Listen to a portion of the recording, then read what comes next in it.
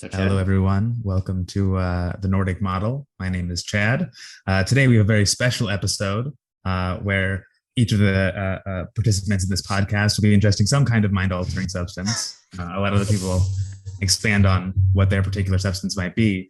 But anyway, today we've got Sid, we've got Stephen Nunez of the Jane Family Institute, and James Leckie. All right, You guys perfect. want to Thank you. introduce yourselves? Thank you so much for having me on this very special episode. I don't think that I've never done this sort of thing before, so I'm very excited to see where this leads. This is Steve Nunez, by the way, and I will be partaking of Blue Moon, highly recommended strain, with my vaporizer. As I was saying, as an old man, my old man lungs cannot handle the raw tobacco, the raw like smoke power of modern strains. So I really have to use this vaporizer. So. James, you want to introduce yourself? Yeah. So I'm James Leckie, just a random Twitter user. I do health policy. Yeah.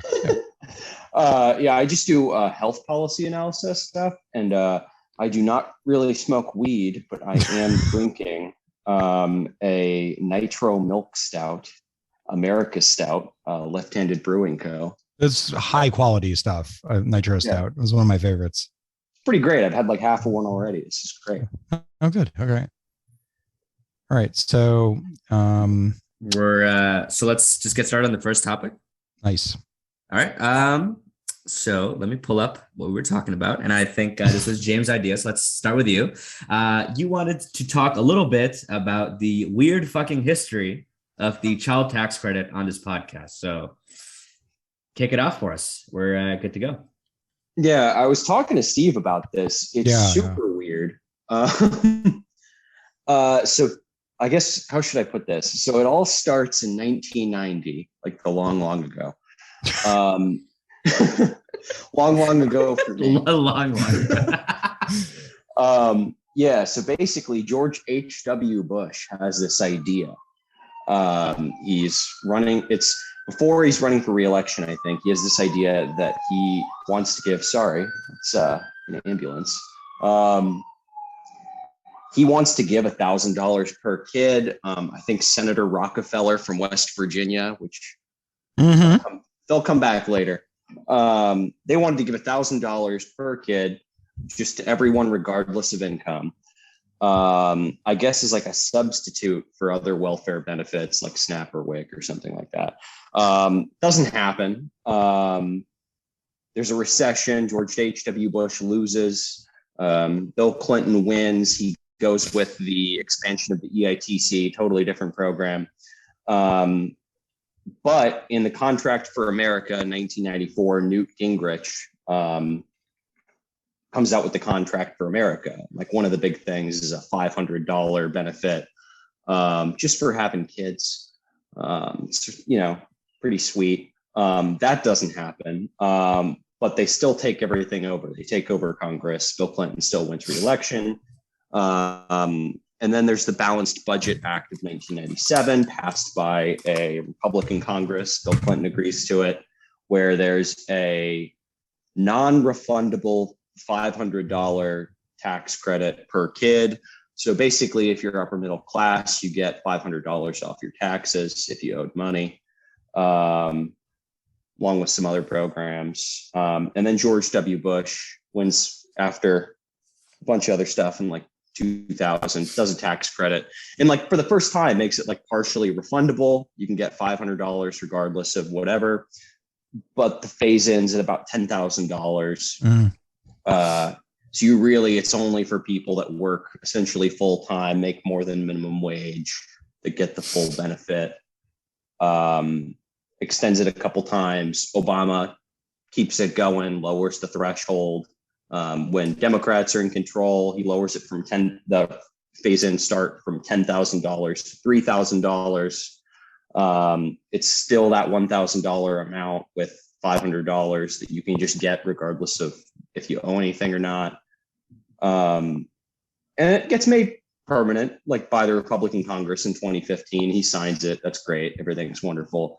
And then in 2017, Republicans passed the TCJA, and Marco Rubio works with Ivanka Trump, triples the refundable amount almost from $500 to $1,400 per kid, slightly lowers the phase-in from $3,000 to $2,500. And, you know, that's what they decide. That seems like at some level, like there is some phase-in that for whatever reason, people that make $2,499, not deserving of any benefit.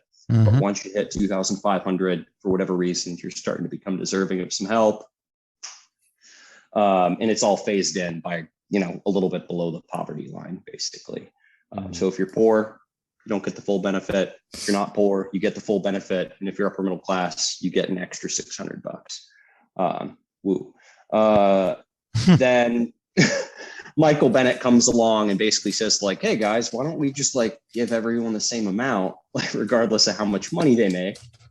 Joe Biden wins the election. Democrats control everything. They somehow convinced Joe Manchin to sign along to it. Joe Manchin from West Virginia to sign along to it for like 6 months. And then he said, just kidding. I don't actually want to do this. I think that some of these people are going to use it on drugs. And at some point, that is between the range of making $2,500 and about $12,000, somewhere in there. He didn't say that, but he sort of did. And so it expired, and we're back to the TCJA, unless it doesn't get extended past 2025, in which case we're back to the Obama child tax credit. It goes back down to $500. What did I miss, Steve? Strumming my pain with his finger. This is the first thing that came out as you were telling me. This is basically has been my life for the last 18 months dealing with this. No, I think that's right. You know, it's kind of interesting back during this discussion about the American Recovery and Relief Act, which was Obama's bill to deal with the Great Recession. This is when they made these changes initially. There was a discussion at that point, what should we do going forward? In the House bill, there was actually a phase-in that started at $0, not at the 3,000 that he was pushing for. That ended up essentially getting sort of, I guess, axed. But at the time, Center for American Progress was actually pushing very hard for a fully refundable tax credit with no phase-in. It was $1,000 credit at the time, and right around that time, there was also sort of I guess between then and 2016, which was the 20th anniversary of TANF, there was a sort of a long, like, post-Great Recession,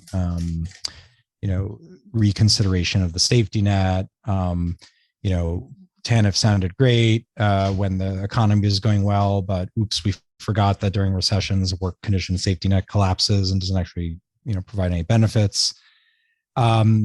So there was a lot of like, we need to find ways to get aid to folks, unconditionally. And of course, there's the national. You even start to see this in sort of the development world, because they went from microcredit to conditional cash transfers to right around then unconditional cash transfers. So it was kind of mirroring that. And then, that's when I started to see, I was working at MDRC, was a valuation shop from 2011 on. And these are the sorts of discussions that were going on. And back then, I think in 2012 or so, that's when Greg Duncan and Lisa Janisha and Kimberly Noble started pitching the Baby's First Year's child allowance study. There was just sort of an understanding, I think, an elite consensus building that something needed to be done to augment the safety net, so that it was more robust against this. There was the international example of the child allowances and child tax credits, things that Canada had done, and the UK prior to that. And they wanted to start building the kind of the evidence base for that. And that was that whole kind of decade. It was sort of slowly building. There was an elite consensus building. They were starting to get sort of the nonprofit space on board. It took a very long time to raise money for that study, as you may know, because it only really launched like last year. So it's amazing how we've seen, I guess, incrementally, but this sort of build out from, this like, here's a kind of a tax credit for rich people and you can get a little bit of money, to eventually like, no, this could be a full out child allowance. And we got really close. So 2022 has been a bad year in a lot of ways, but it's been rough to see that we basically one vote shy of this. So that's a rough one, because many children are going to go to bed hungry because there's a coal baron from West Virginia that doesn't want to give them money. But I wanted to ask like both James and Stephen, this question is like, okay, you guys are public policy wonks, right? This is like the area that you work in. Can you describe the agony that you feel when you see like common sense policies that should be passed that immeasurably impact lots of people's lives? Like, how do you cope on a day-to-day basis with this? Well, I mean, it's interesting because, and I think I've talked to James about this, and I say it to anybody, but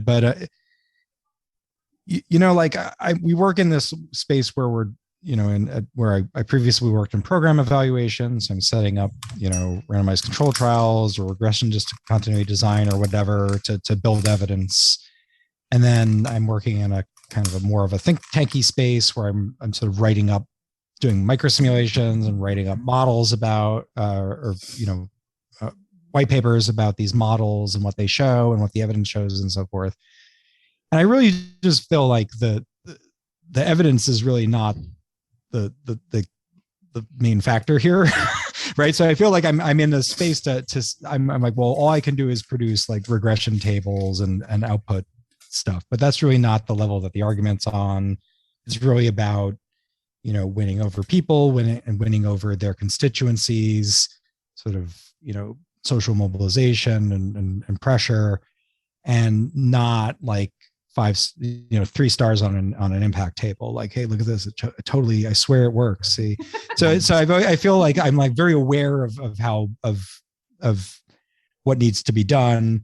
Amazingly frustrated because you kind of have to keep writing the same papers over and over again about things that have long since been sort of, if they were ever really open empirical questions, they aren't now. And that's really all I can do is produce more of that, right? Mm-hmm. But what I really think we need is I guess the kind of mobilization that they were hoping would occur during this 1 year period, the 1 year CTC sort of period. Nobody would ever be willing to incur the wrath of the public by taking away this benefit. Well, they barely understood that it was a benefit. The polling suggests that maybe like 60% of the people who, parents, you can ask them if they receive a child tax credit and they say yes, but we know like the actual number of parents who are receiving is more like 88, 89%. So like a good chunk of people just don't even realize that what they're receiving is anything. They say, oh, I thought it was just part of the like stimulus. I didn't know that. So, but even those who are aware, it's not a lot of time to mobilize and to coordinate and to create elite mobile, like lobbying networks and all that kind of stuff. So I'm not really sure why they thought that was going to happen. I guess my other point is a little rambly, but I'm always a little rambly. You can't really tell the difference. is that I'm seeing this with a little bit of dread with the guaranteed income movement too, because the last few years they went really hardcore into pilots and evidence production. And as I just said, that's really not what's lacking here. And it's not clear that more tables and more reports and so forth are going to make that kind of difference. So this actually leads into a nice segue here, which is that I'm writing. I happen to be all this is on my mind because one of my colleagues and I at JFI are writing the last white paper in that white paper series called the political economy of guaranteed income. And I think we were going to write a very different paper when we started writing the draft in autumn, and had to scrap it. And it's taken on more of a I guess a post-mortem sort of feel, like what went wrong, what could have made a difference. Do you really need 90% of people to, like 80-90% of people to support it something? Not necessarily, because if we had two more Democratic senators, I think would have passed, regardless of the fact that most people don't even know what a child tax credit is, realize that they were receiving it. And those who were receiving it liked it, but were not, super, they're kind of lukewarm about it. They're like, it's okay. Mm-hmm. So again, thinking a little bit about when does public opinion matter? When is it not a big issue? If you've seen me rambling on Twitter recently about public choice theory, it's because I'm thinking about that a lot. The motivated minorities and concentrated benefits and disparate costs and so forth, or widely dispersed costs. So yeah, that's coming out probably in a month or two. But yeah, it's been very much it's the tone of it is far more somber than I think what was originally somewhat triumphant. I'm going to be very honest. I forgot what question I asked. I wanted to pass it to James. I think the question was like how it makes you feel deep down in your soul. Oh yeah. I did. That was really cathartic. I just vomited. We're very glad to have it on the Nordic model. I really appreciate that answer. But for you, you're obviously in a different domain. But like, how do you feel about that? No, obviously it makes me sad.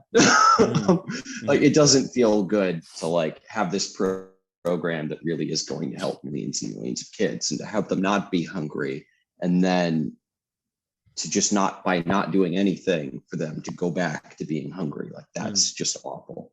Oh, and also like just right as inflation really kind of kicked into gear too, to make it to insult to injury. So, how do I deal with that on a day-to-day basis? I guess part of it's I am a obnoxiously optimistic person, just by nature. So you're just gonna have to deal with that. We need more of that. So that's good. Yeah. Yeah. Thank you.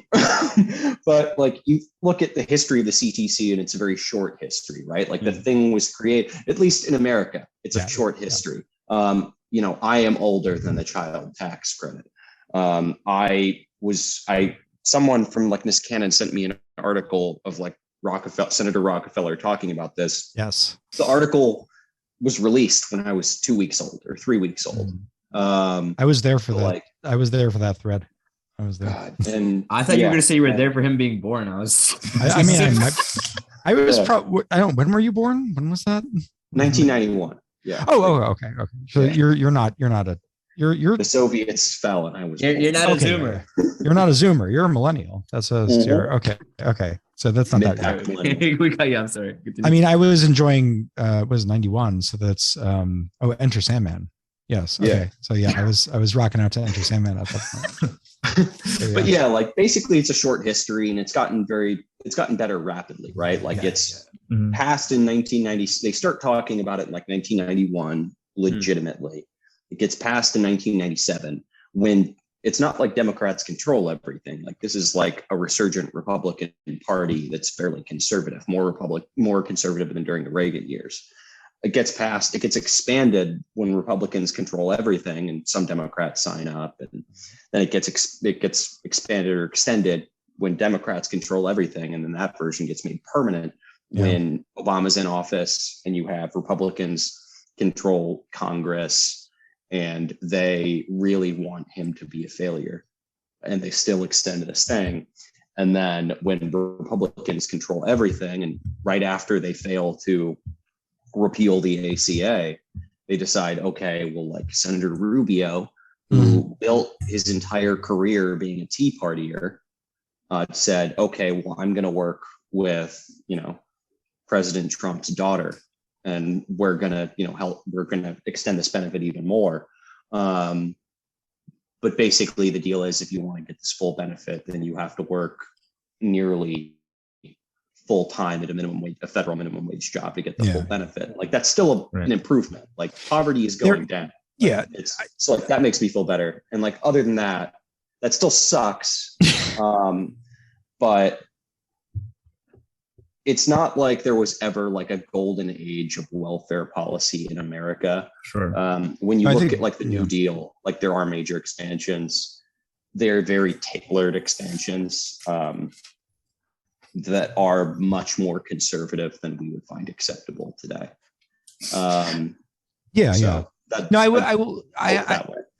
mean, on that note, I mean, it's really, I mean, the CTC is mostly dead at the moment, right? It's not fully dead. I think I could be completely wrong, but a Biden style, no phase in at all, fully refundable tax credit, I think that's dead. That's not going to happen.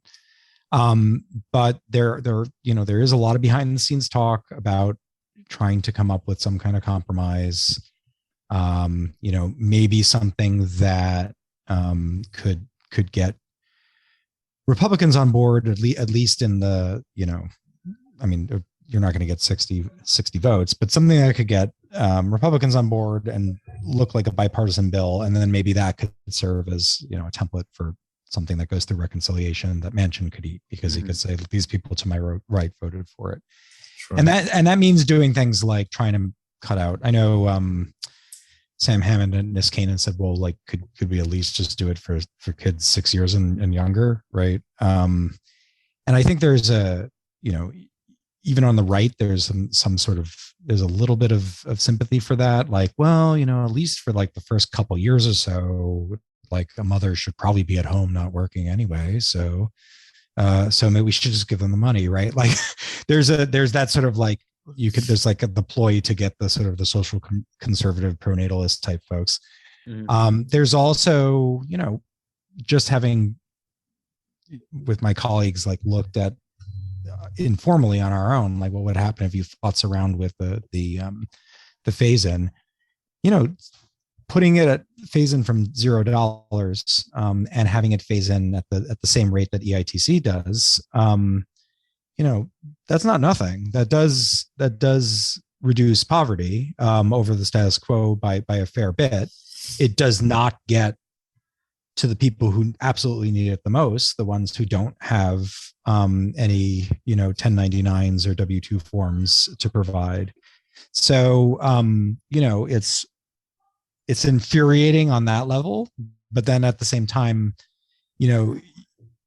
semi-optimistic, it would be fitting in the history that we just went over, right? That it would be yet another incremental change, again dropping the phase in start point, again futzing with the phase in, again potentially making it somewhat more generous going forward, with this idea that maybe sometime a decade from now or so forth, we'd finally be able to do away with the phase in. I guess that's the part where it's so frustrating, right? Which is that you feel like you only get this kind of bite at the apple like once every 12 years or so. So that's rough.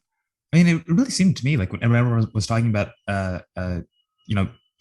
stimulus payments, under both Trump and then Biden, and then they expanded DC. It seems like at least at one point everyone kind of seemed to be under the collective opinion that like phase-ins are bad, right? It seemed like people brought that up, and it was like across the aisle. It was like, it's clearly wrong, right? To not pay the poorest people money.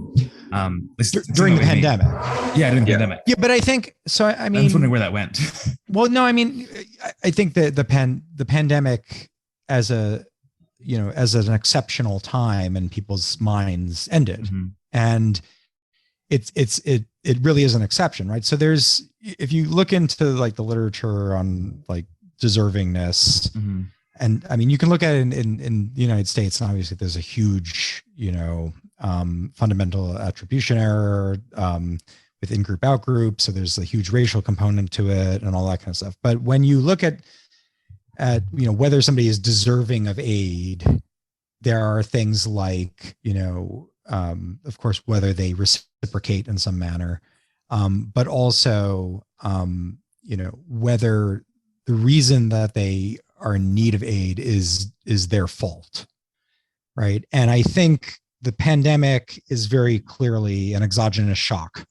Nobody can be, blamed for falling on hard times because entire, industries collapse and shut down because of a world historic plague, or because their family members died, and that was like there was the main sort of earner for the family, or they were disabled by the illness or whatever. So I think that gives people leave to be more generous and to be less or even completely unconditional with the aid. And I remember during the pandemic, there was a lot of this discussion, which was, is this like a real shift towards, like getting rid of this sort of, undeserving poor narrative and like really just being comfortable with a government that can actually sort of provide for people when they're down? Or is it just temporary? And I think it's temporary. I think that deservingness frame is extremely difficult to budge. And the arguments around the child allowance were, in most instances, never about getting rid of that deservingness frame and replacing it with just like a right, as a human being or as a citizen or whatever. It was really about one of two strategies: either carving children out and saying, expecting reciprocity from children is insane. And so even though child labor back 2020, even though it's totally cool to expect this from able-bodied adults without children who we hate, like we would never want to do that to children. And some people are like, yeah, that makes sense. Like, why would you expect children to be able to do that? The other argument that people made was not focused on the children, but on the parents, which is the parents are engaged in socially important labor that's not in the marketplace, not compensated by the marketplace, but is nonetheless sort of vital to a healthy society. And that is the reciprocity. That is what they're providing society, right? Yeah. But so in both instances, they try to make an appeal, that either the frame shouldn't apply as an exception, or that the requirements of the frame are already met. But in no instances are saying we should reject that frame, right? So right. Even the arguments where we're expanding the welfare state are still, forced to wrestle with that sort of perception. Yeah. I don't think that's uniquely American, but it's something to keep in mind, I think. Yeah, and I mean, like in America, if you look at like the history of how all of these like welfare expansions happened and to whom they happened, right? It's very dependent on deservingness. Like even veterans, even more universalist programs that you're like, oh, like that's a case study for universalism, right? Like Social Security, it's based on your earnings, it's based on having worked for 10 years. It goes after your 40 quarters of like best earnings or something, right, to find what you get out of it. Or like Medicare, same deal. You have to work for work for 10 years or something like that. And if you want to get hospital insurance, but you haven't been in the US for 10 years, then you do get a premium. Or like you look at there's a lot of welfare, right? It's all of it. Or like, well, that's interesting, right? Yeah. Is like the one the one program where like all of our different welfare programs, like TANF, SNAP, unemployment insurance, everything like that, like you can't be undocumented immigrant, or you can't be an immigrant who's been here for less than 5 years and get that benefit. The only exception is WIC, Women's, Infants, and Children, where we say like, okay, the one exception to this is if you are an infant and you are undocumented, you can get this benefit that will get you baby formula. Speaking of which, I mean, this is apparently currently, it's a hot topic. A hot topic on the sort of the Fox News right, which is like how dare we provide formula to illegal. I think they even use the term illegal children. So illegal. Even that is not something that's widely accepted. But you're like, even though it's in place, right? It's still something that needs to be defended against. So yeah. I mean, to me, honestly, so like something, what I work on is kind of the pension system for the Canadian population. And to me, like a child tax credit just seems like the inverse of that. Like in a normal kind of pension system, you're trying to shift consumption from today onto tomorrow because you want to consume something in tomorrow. But, children need to consume things too, to grow up to be people that participate in society, right? And it's so bizarre to me that we can't just take that simple argument that, maybe some of the consumption that people need, right now, we shift it to children, and so they can be able-bodied adults. And it's insane to me. And then they will pay back that to the next generation, right? So what you're really saying, this is Medlock's blessed be his name. A stoner who should be here with us today, but is not because he's in. We're gonna get him in the pod by the end of this year. At some point, we'll do it. We'll do it some way. So I was going to say, I think I had a point somewhere. What was that point? Do you remember what I was saying? I think I'm saying not defined, all that. But I want to ask one question. I just want to ask one question before this, though. Yes. I want to ask Chad, why are you using that fucking lighter? You can just buy a Bic. I don't have one. This lighting a barbecue type shit you're doing right now. Wait, what? Yeah. That's funny. So the viewers at home can't see that I'm using like a candle lighter as my lighter because I don't have a Bic. Yeah. Okay. Anyway, so I got you up for it. Yeah. So my vaporizer has sort of built-in oven. See, that's another benefit. I don't have to burn my fingers on a Bic. Okay, so I was saying something about something or other, but shifting consumption. This was the James Medlock, his favorite meme, right? Which is that you're really like the social safety net is in part, one way to think about it is shifting resources not across people, but within people across their own lifetimes, right? And I, as a baby, I cannot generate earnings and would like to consume more right now. And as an older person, I might be willing to consume slightly less to know, sort of like in a time loop sort of way, that my baby self was nourished. So this is just. So I think it's an intertemporal transfer of income, I think is what you're getting at, or at least that's what it made me. And then we start talking about Medlock, and he asked me, I did ask if, since I said you really need to be here, and he's like, I'm sorry, you can't make it. And I said, do you have a statement, like a prepared statement that you could give me to read to everybody? And he said yes, and I said, okay, like what is it? And here it is. That's right. That's right. Beautiful. So, I mean, because I wanted to do this question before the end of the night. Okay. But this is something that I thought of before. But before the end of the night, I want everybody to do their best impression of what they think Medlock sounds like. I have no idea. That's the best part. I have no idea. Totally open to interpretation. Do you think he's like, does he have the kind of the stoner feel? Do you think? Is he just like, he's like, I'm the Vat Man. I think that's it. That is something, isn't it? That's right. So it could be pigeonholed by his like avatar, where it's like an old guy. So I just imagine like it's Karl Polanyi, right? So he's an ancient Hungarian intellectual. I just figure like the Godfather, like you don't pay a vat on the day of my daughter's wedding. My boy.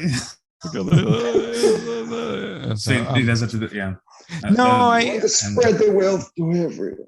No, I don't know. He probably just sounds like a no-cal like 30-something dude from Sure. like the Surfer Oakland bro. area. No, I mean North California, more like Oakland. He probably goes to Yoshi's and listens to jazz there, and goes home and gets clawed by that cat that doesn't love him. You know, it's just like it's this is my favorite saga, by the way. It's just like, at what point will this cat like give up and let James Medlock take her into his life? Have we ever considered the possibility that Medlock might be Canadian? I don't know why we're excluding this from the realm of things that are possible. It could be the case. You think he could be a Canadian person who like lives in the Oakland area? Yeah, that's what you're saying. Yeah, okay. yeah. I guess that's possible. I think he's very polite. He's so polite, right? So I mean, I know he's got a little bit of Canadian in him. There's a little, yeah. That's interesting, isn't it? Yeah, it is. That's a little suspect there. It's my personal theory that it's all just Matt Darling. Matt's just been lying. Yeah, I wish Matt Darling was here right now. I would love to see Matt Darling high and talk about stuff, because it was one of the best interviews I've had, like that I've done so far, was with Matt. And he's just like such a super like forthcoming and easy to talk to dude. Like, I really wish I could get him high on one podcast and talk to him. I think it'd be a wonderful experience. Yeah, I don't know what I mean, he'd also have to speak to his boss. Exactly. No. Yeah, Darling's fun. We play Dungeons and Dragons together. So so we hang out on a regular basis and go planes hopping. So that's nice. So he gets to see me on a. Oh, are you still there, Sid? Did you just disappear? Can you hear me? Oh yeah, I got you. Yeah, you're good. You froze for a little bit. Yeah, I'm good. No, yeah. So I've already had many such conversations over a vaporizer with him, or on my side. I'm not saying that man does not partake. What were we talking about before this? I don't know. You're just talking about how you like Matt Darling. James Medlock. Oh, and James Medlock. Oh no, you think he's a sock puppet? I don't think so. Although we've never seen him in the same room together. That's true. I think that'd be a glow puppet. He might be glow puppet. Well, I liked the idea that he was one of several personalities within Jeff Bezos's like divorce fractured psyche. Yeah. And that it was his like, that's a good one. It was his like his guilt at being like a robber baron created like an internal like social democratic persona that's like obsessed with taxing him and like unions and so forth. Yeah, absolutely. I think though one of the things I was thinking about when we were talking about this was the fact that so in Canada we've got this Canada Child Benefit, the CCB, and it's like it's a very fantastic program. It's got its own share of problems with like our phase in phase out structure.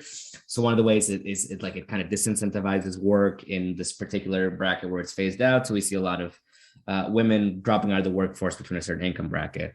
But like overall, it's a pretty successful program. Like I think it's pulled out 500,000 like Canadian children out of poverty, which is a huge amount when you like contextualize it in terms of our population. So it's just it's really saddening to me that like that's something that's like not possible for America, because I think one of the philosophies that me and Chad kind of subscribe to is the fact that a child tax credit is for children.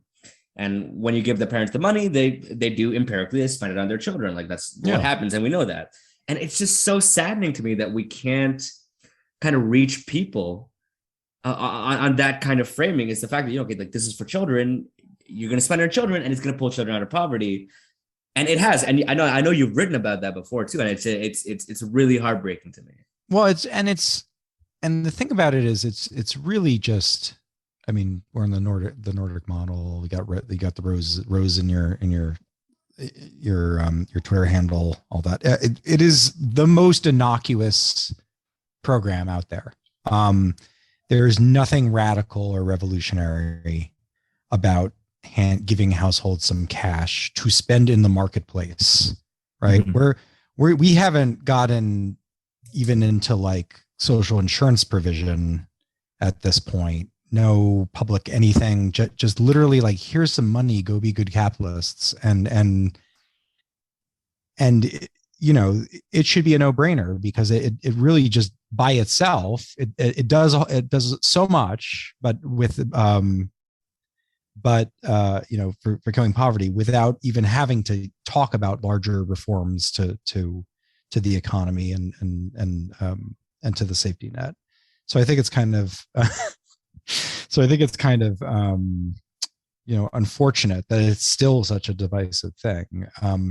And again, it is in the political class because at the, you know, at the kind of the wonk level, I mean, you have I mean, there's, you know, there's a few people at AEI or whatever, but the intellectual, you know, sort of counterattack was just amazingly weak over the last couple of, I was really not, I was expecting, you know, a huge vision, and it was just like, something, we need that phase in. If you take away the phase in, people will all be poor. And it was like, that doesn't, come on.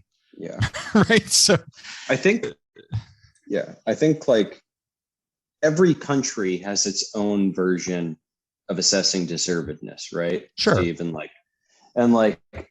in Canada, their choice for that is not to have a phase in, but to do the phase out fairly early, right? So like they do an incredibly good job of getting rid of child poverty via their benefit. But then their phase out is similar to the American EITC. Yeah. So when you're at I think it starts to phase out at $30,000. It's fairly high marginal tax rate. Then. Yeah. So it's a very high marginal tax rate, and that's not great. And like, that's their trade-off. You go to the UK, and I think it's a straight up like welfare cliff. I'm not really sure on that.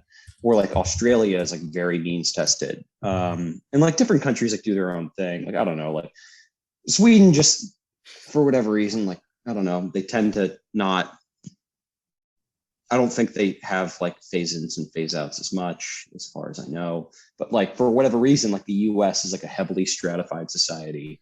Where's little Keegs? By region and everything like that. Where's little Keegs? We need him. We need him. We need the three worlds of welfare capitalism. Yeah, there we go. Three worlds of welfare capitalism. Go. No, but yeah, like the US just does it our own way. And like the way we seem to deal with that stuff is with the deservedness question is phase-ins and like giving questions to states to and you guys figure it out because you're all the size of European countries anyway, and just extremely elaborate sort of paperwork both upfront for the means testing and you know, often monthly you know, to deal with conditionalities, and it's just so there's so much churn. There's so many people who can't get access to anything because I'm sorry, you filled this form out wrong. It'll be another 6 to 8 weeks before we can reply. And you're just like, so sometimes they won't even tell you. Like sometimes they won't tell you. You just go out of your way to be like, did I get in? Like, no. And that's all by choice. It's all been done. You know, they made decisions. They're trying to. Well, if they really need it, if they're the people who really need it, then they'll actually go through with the work and do it. Right. I mean that's no empirical evidence for that, but you know, this isn't about evidence. This is about some morality plays and so forth.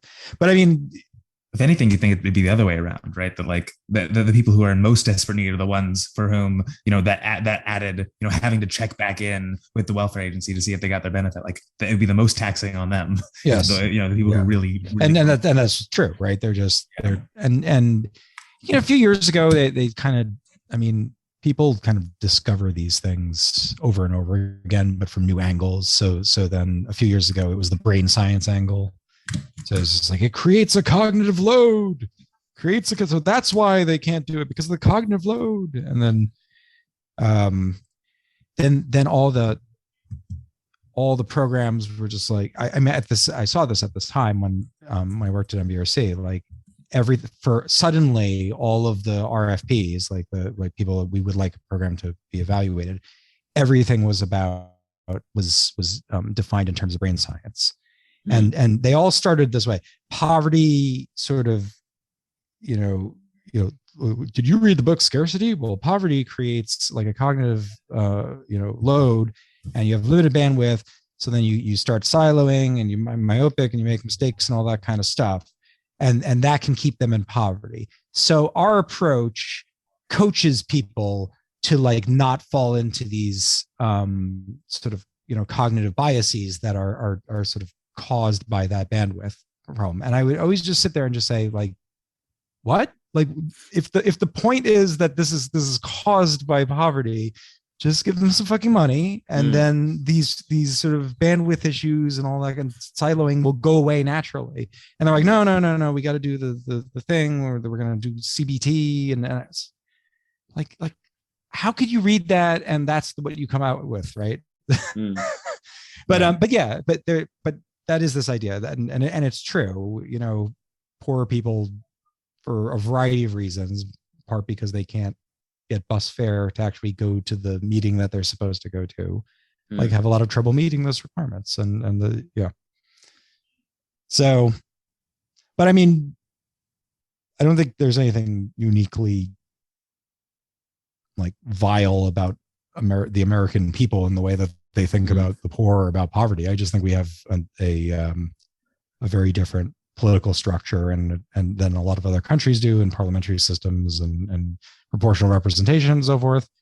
And that leads to different outcomes. And like, I don't personally believe that like the average Swede or the average German is more virtuous than the average American, or is more enlightened about deservingness and poverty and so forth. But different systems mean that these sorts of system safety net programs can actually get passed and made permanent and locked into place in a way that, I mean, can happen in the United States, but is much more difficult just because of the number of the just proliferation of veto points within veto points. Yeah, it's all like where status quo bias lies, and like how easy it is to get something over like some sort of threshold, and how in the US that's particularly hard. Yes, but then how we chose to do it. I mean, it's when things, whether or not they're popular, has some bearing on whether or not something gets passed. But like I said, it's not clear cut. Sometimes it doesn't matter. Like if I remember correctly, when the UK banned capital punishment, the vast majority of the population was pro death penalty at the time, but it got passed anyway. And now they're not, because that's the status quo that people grew up in, right? Which is that This is not something that we do, right? So, but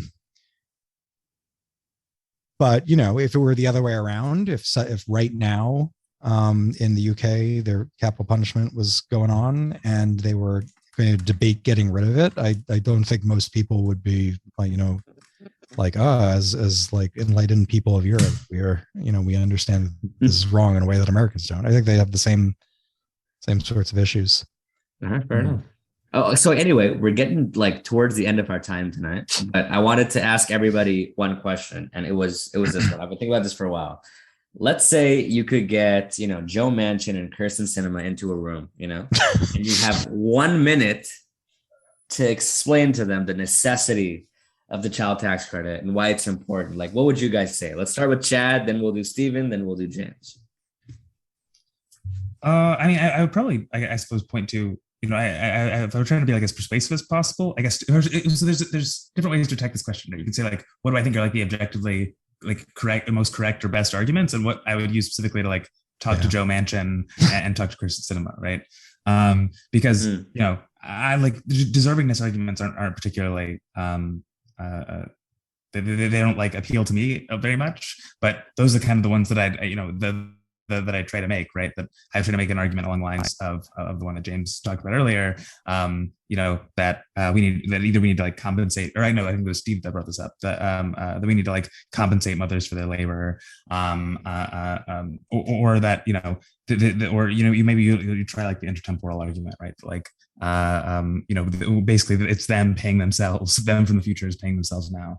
I don't know, you try to address their specific concerns about, that they're all going to spend it on drugs or something.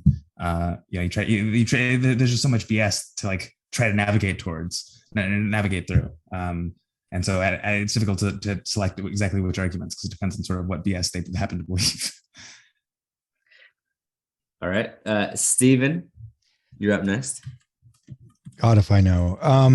No. I mean, I'm good. To be fair, I've discussed the child tax credit with Kristen Sinema's office, and their official stance is that they support the Biden, tax credit as is. I don't know anything about her voting intentions under a variety of different sort of scenarios, but that's when we, whenever we did these micro simulations or anything, we would reach out to everybody on both sides of the aisle. And sometimes we'd get some conversations, and Sinema's office was always very pro child tax credit. What would I say to Manchin? Well, I mean, I have a bunch of regression tables and microsim output. He I just don't. those. As you know, that's That really gets to him, I think. And big fan. I mean, I could try to appeal to him, I guess, in just personal terms. I grew up in a single parent home and working class home, and we struggled with stuff. Maybe I could tell him a story about that would kind of make him understand what a difference it could make. And then, say, and that's why when we find that, child poverty, that when we look into the costs of child poverty to the economy in terms of workers who, or people who grew up to be unhealthy, or people who grew up to end up in jail, or are not able to get to college or whatever. That's why we find this huge, impact, $800 billion, $1.1 trillion or whatever. So like my experience is reflected in the data here. I don't know if that would work. I really don't know. I mean, remember, he is in a state that went, I think Trump by over 30 points. So he has a constituency that he's also thinking about. And as far as I know, there was not just a huge outpouring support for the CTC in the state from his constituents. And maybe that would have made a difference. I don't know. James, what about you? Okay. You got a script. You got it. Yeah. My best shot at this is that you guys may have seen this graph, but 70% of people that are in poverty get out within 12 months, and 88% of people that are in poverty get out within 3 years. So for the vast majority, like about 9 out of 10 people, this is a temporary shock that they get out of for the rest of their lives. They are hardworking people that are really just trying the best they can. And for whatever reason, this shock hit them now. And like, they need help now. Like, you shouldn't take away their support when they need it the most in this particular moment. And, like, there are cyclical periods like recessions where it happens to a lot of people at once for whatever reason. This hit them for this period. Like, maybe they're like the business that they worked at just didn't work out. Maybe not, but they need it now. Don't take it away from them when 9 times out of 10, like, they're gonna, for the rest of their lives, even their parents are gonna go back to working. Don't take it away from them then. And aside from that, like, it's also billed as a tax credit. They have to proactively search for it. Like, those are motivated individuals. Yeah. Like, they have to opt into it. They have to try it out. 9 times out of 10, they're hardworking Americans outside of this period anyway. So just help them get that hand up. It's like a hand up, not a handout. That's the best I got. Speaking of handouts, time to think about it. I have my hand up. You have your hand up. Yeah, so. Actually, I'm using the Zoom. I'm using the Zoom features so that I have my hand up here. This made me think about this, right? Which is that this is a common error in thinking in this analysis that goes long back, right? Which is taking a snapshot of poverty or of a program or whatever, and just kind of looking at it rather than looking at the cohort flow through a program. And this continuously comes up. It's hard to do, right? I mean, when you look at if you look at the CPS ASEC, which we use for microsims, I mean, these aren't panel studies, right? So it's just like a snapshot. So you never really get a sense of the actual flow. You get it from looking at like panel study of income dynamics, which, stay tuned. We're going to be doing something with that in the coming months. But you also, like, this was an issue with TANF. Going into TANF, when they were trying to get rid of the AFDC, people pointed to studies saying, like, 7 out of 10 people on TANF are, people who've, been on the program for like 5+ years or 10+ years. It's creating like a dependency. It's creating, an underclass of people who are just trapped there. But when you actually look at this, which they did later, what you actually see is, like, I think it's more than 9 out of 10 families of like at AFDC we're only on it for like I think they're on average for like 18 months or less, right? They were flow through, and there was a small group of people who in any given cohort as it went through stayed and accreted over time. So if you think of, like, I mean, sediment build up in like a river, basically, is what I'm talking about. And if you just look at that cross section, you have a sense that all the people on it are dependent, but what you're really just saying is tiny bits of any previous cohort are being left behind on the program for long term. And that was one of the arguments that they used to kill AFDC and to switch it to the TANF program. So I think your point, James, about the flow of people through poverty, the number of people, was just what we're going to look at, like the number of families during their child's timeline, how often they fall below the point at which they would receive like a fully refundable tax credit under the sort of the Biden plan, and how often do they go up and down, like stuff. I think that might be a good way to argue. I think you're right, James, which is that this is really, again, insurance like it's a bump, it's a bump in the road that they might have been fallen into, and they're going to be right back out of it again, and even quicker if you give them that aid. So yeah. So sorry I know you were trying to end this, but it came to me. Maybe you can edit that in, like, I don't know, one of you is a good editor, right? Yeah, and shout out to Robert Orr. He came up with an idea that you could, I mean, he's like working with the idea that maybe the phase-in is stuck, but that maybe you could do something like unemployment insurance dollars, because they're already taxable anyway, and like you're paying into this insurance system, that the benefit should count as income for the child tax credit. Yeah. And that can get you into the like out of the phase-in threshold or something like that. And like that could be a way where you could keep the phase-in but still get most of the benefit. Or like, I don't think he said this, but like the stimulus payments did a look back period where it was in like the last of 2 years, right? Where you could say like, okay, well, like maybe if you didn't work in this last tax year, we could look back at 2 years. And if you did then you could get it. You did the reverse for the EITC. They basically said, like, you use whatever income gets you the biggest EITC, right? So if your income was higher in a previous one, like depending on where you were in the phase in or the phase out, it could matter. So yeah, and like, so you could use one or the other, and then maybe it's like if you didn't work 2 years in a row and you had no unemployment insurance income, maybe then, and like that's like, sort of like the Social Security version of that. Because if you don't work for Social Security and you're not like, a spouse of someone who did, then you don't get it, right? Like Social Security, only 98% of people get Social Security, right? So like maybe you can make it so that there are check-ins to make sure that people do this thing. if you really want to be careful, that could de facto become a universal program, even if there is, by law, like some sort of phase in. But I don't know.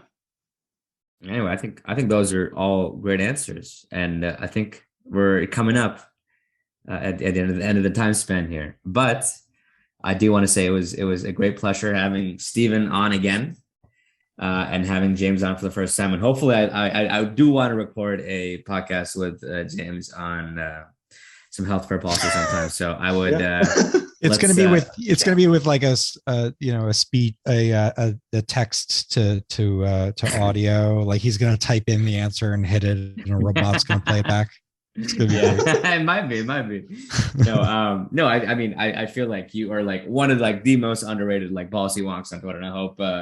I am ecstatic to see how you grow in the upcoming couple of months. But no, absolute pleasure having both of you and Chad there too with his little barbecue lighter. It's like a pleasure to have you guys and Chad. Which is weird because he's the co-host too. And we didn't have. I want to take that. And Steve, James, great to have you. Chad, you were here. You were here. That's great. Yeah. No. And I'm excited. No, it's awesome. I'm actually a repeat guest. That's pretty cool. Yeah, that maybe puts me in an elite group. You're the first repeat guest. Alec Baldwin. Yeah. I am now the first. Oh God. Saturday Night Live. Yes, that's awesome. Yeah. You're the first repeat guest. And I just to plug the next one, we're going to be talking to David Sliger about we're going to do a breakdown of the Australian election in the week after this. So we're going to have a second new kind of recurring guest. But thank you for being the first one, Stephen. We really appreciate awesome. it. I mean, I wasn't there for the interview, but I really did enjoy listening to your episode. And I thought both you and Chad did like a phenomenal job. Yeah, it was fun. Thanks for finally giving me some credit. I appreciate it. You make this project, man. You're like 90% of this project. I'm just like here. Sure. He is the Chad, right? He's the Chad. The Chad. The Chad. Anyway, thanks everybody for listening.